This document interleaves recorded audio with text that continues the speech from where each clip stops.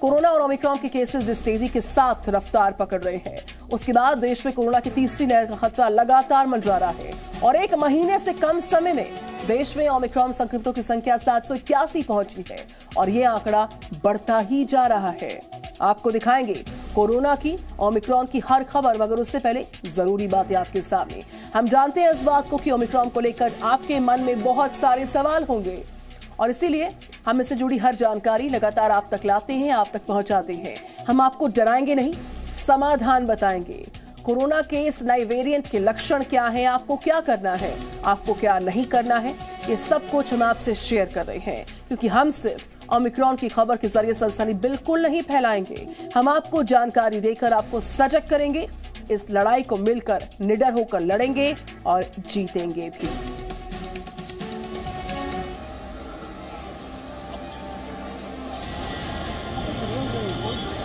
देश में ओमिक्रॉन का पहला केस 2 दिसंबर को आया था। 28 दिनों में राज्यों और केंद्र शासित प्रदेशों को मिलाकर देश के कुल 21 प्रदेश ऐसे हैं जहां ओमिक्रॉन की एंट्री हो चुकी है। 128 नए केस आने के बाद देश में ओमिक्रॉन के मरीजों की संख्या 781 हो चुकी है। दिल्ली और महाराष्ट्र ओमिक्रॉन से सबसे ज्यादा प्रभावित राज्य हैं। दिल्ली नंबर 1 पर है, जहां अब तक ओमिक्रॉन के 238 केस मिल चुके हैं। वहीं महाराष्ट्र में 167, गुजरात में 73, केरल में 65 और तेलंगाना में 62, राजस्थान में 46, कर्नाटक में 34 और तमिलनाडु में ओमिक्रॉन के 34 केस सामने आए हैं। ओमिक्रॉन के बढ़ते खतरे की वजह से हरियाणा में 5 जनवरी सुबह 5 बजे तक नाइट कर्फ्यू लगाया गया है। राज्य में नियमों का उल्लंघन करने पर सजा और जुर्माना लगाया जाएगा। हरियाणा में ओमिक्रॉन के 12 केस हैं, वहीं पश्चिम बंगाल में 11, मध्य प्रदेश में 9 और ओडिशा में 8, आंध्र प्रदेश में 6 मामले हैं। इसके अलावा उत्तराखंड में 4, चंडीगढ़ में 3, जम्मू कश्मीर में 3, यूपी में 2 ओमिक्रॉन के मरीज हैं। वहीं गोवा में 1, हिमाचल प्रदेश में 1, लद्दाख में 1 और मणिपुर में भी ओमिक्रॉन का 1 केस है।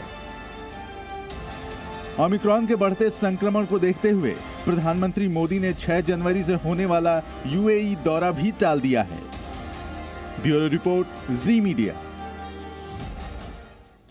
तो दिल्ली में, मुंबई में कोरोना के केसेस ने चिंताएं बढ़ा दी हैं सबकी। दिल्ली में कोरोना के केसेस 923 देखिए सामने आ चुके हैं। दिल्ली में ओमिक्रॉन के भी 73 नए पेशेंट्स मिले हैं। भारत में आए नए ओमिक्रॉन के कुल मामलों में से 57% केसेस सिर्फ राजधानी दिल्ली से आए हैं सामने। मुंबई में कोरोना के 2510 नए मरीज मिले हैं। अगली रिपोर्ट पर नजर।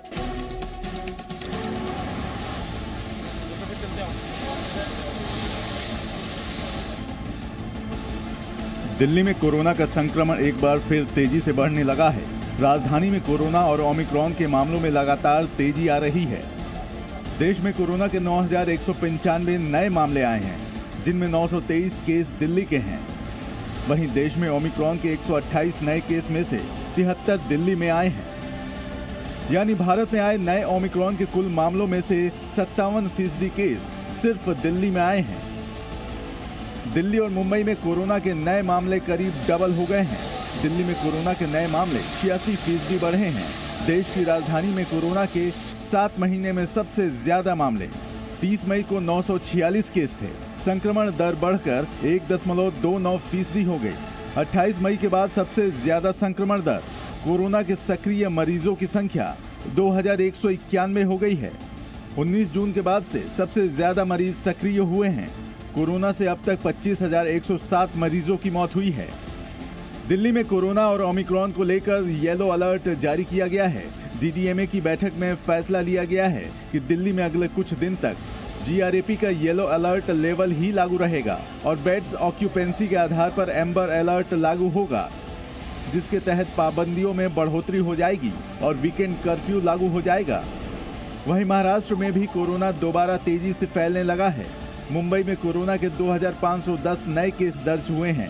संक्रमण के बढ़ते खतरे को देखते हुए यूएई और दुबई से मुंबई आने वाले यात्रियों को 7 दिन होम क्वारंटीन में रखने का फैसला किया गया है। जिस तेजी से दिल्ली और मुंबई में संक्रमण फैल रहा है, उससे कोरोना और ओमिक्रॉन का खतरा यहां के लोगों को ज्यादा सावधानी बरतने की जरूरत है। दिल्ली में कोरोना ओमिक्रॉन के केसेस बढ़ने के बाद जो ग्रैप है उसके GRAP के जो नियम है उनके अनुसार येलो अलर्ट जारी किया गया। राजधानी में संक्रमण जिस तेजी के साथ पांव पसार रहा है उसको देखते हुए यहाँ पर एम्बर अलर्ट भी लागू हो सकता है। आइए आपको बताते हैं कि आखिरकार ये एम्बर अलर्ट है क्या, ये होता क्या है, किन हालात में इसको लागू किया जाता है और जो GRAP है उसके नियमों के अनुसार ये अलर्ट दरअसल क्या है, आइए आपको समझाते हैं। संक्रमण दर बढ़ने पर लगाया जाता है ये अलर्ट। संक्रमण दर लगातार 2 दिन 1% से ज्यादा होने पर लगाया जाता है इस अलर्ट को। एक्टिव केसेस लगातार 1 सप्ताह तक 3500 रहने पर लागू होता है ये अलर्ट और 1 सप्ताह तक 700 मरीज ऑक्सीजन बेड्स पर हो तो लागू किया जाता है इस अलर्ट को। पाबंदियां सख्त हो जाती हैं और दिल्ली की बात करें, दिल्ली में बेड्स ऑक्यूपेंसी के आधार पर लगेगा एम्बर अलर्ट, ये जानकारी है। तो इस अलर्ट के बारे में हम आपको विस्तार से बता रहे हैं। ये आपको बताते हैं कि आखिर एम्बर अलर्ट में पाबंदियां क्या क्या बढ़ाई जाती हैं। ये पाबंदियां जानना इस अलर्ट के लिए बहुत जरूरी है। GRAP के नियमों के अनुसार अगर बात करें तो पाबंदियां वीकेंड कर्फ्यू की होती है जो लागू हो जाता है तुरंत और दुकानों के खुलने का वक्त घट जाता है। दुकान सुबह 10 से शाम 6 तक ही खुल पाती हैं। रेस्टोरेंट्स हो, बार पूरी तरह से बंद हो जाते हैं। केवल होम डिलीवरी की अनुमति होती है सभी के लिए। सैलून और ब्यूटी पार्लर्स भी बंद हो जाते हैं। पार्क गार्डन बंद। दिल्ली मेट्रो में कुल क्षमता के 33% यात्रियों को ही अनुमति मिल पाएगी इस अलर्ट के अंतर्गत। तो RBI ने आशंका जताई कि कोरोना के नए संक्रमण यानी कि ओमिक्रॉन से विकास की रफ्तार पर असर पड़ सकता है। RBI ने साफ कह दिया कि देश की जो इकोनॉमी है पटरी पर लौट रही है, लेकिन कोरोना वायरस का जो वेरिएंट है, जो नया वेरिएंट है ओमिक्रॉन, अब चुनौती बनता जा रहा है और इस चुनौती से निपटने के लिए मजबूती से सही दिशा में काम करने की जरूरत है। तो ये चिंता जो है दरअसल RBI ने इस नए वेरिएंट की दस्तक के साथ बढ़ते केसेस को ध्यान में रखते हुए अपनी चिंता को जताया है। एक बड़ी चुनौती ये नया वेरिएंट आने वाले वक्त में साबित हो सकता है। 3 जनवरी से 15 से 18 साल के बच्चों को वैक्सीन लगनी शुरू होने वाली है। गुरुग्राम के स्कूल्स में बच्चों को टीका लगाया जाएगा। स्वास्थ्य विभाग ने वैक्सीनेशन की तैयारियां पूरी की हैं और गुरुग्राम की बात करें, जनसंख्या के आधार पर करीब 2 लाख बच्चों को टीका लगाया जाएगा। जिन बच्चों का जन्म साल 2007 या उससे पहले हुआ वो वैक्सीन के लिए रजिस्ट्रेशन करवा पाएंगे।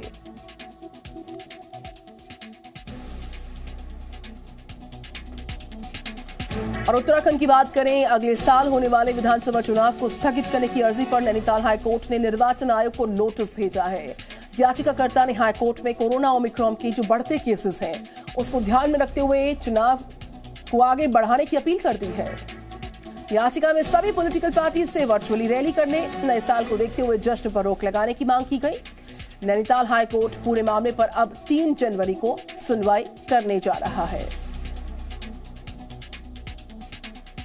कोर्ट ने इलेक्शन कमीशन ऑफ इंडिया को पार्टी बना दिया है और अगली सोमवार को इसकी सुनवाई होगी और उनको कहा है कि उनके वकील साहब को कि इंस्ट्रक्शंस लेके आएंगे कि आप क्या चाहते हैं और कि इलेक्शन या पोस्टपोन करेंगे या डायरेक्शन देंगे कि वेब मीटिंग्स हो, इलेक्शन की फिजिकल रैलीज ना हो ताकि ओमिक्रॉन का खतरा कम हो।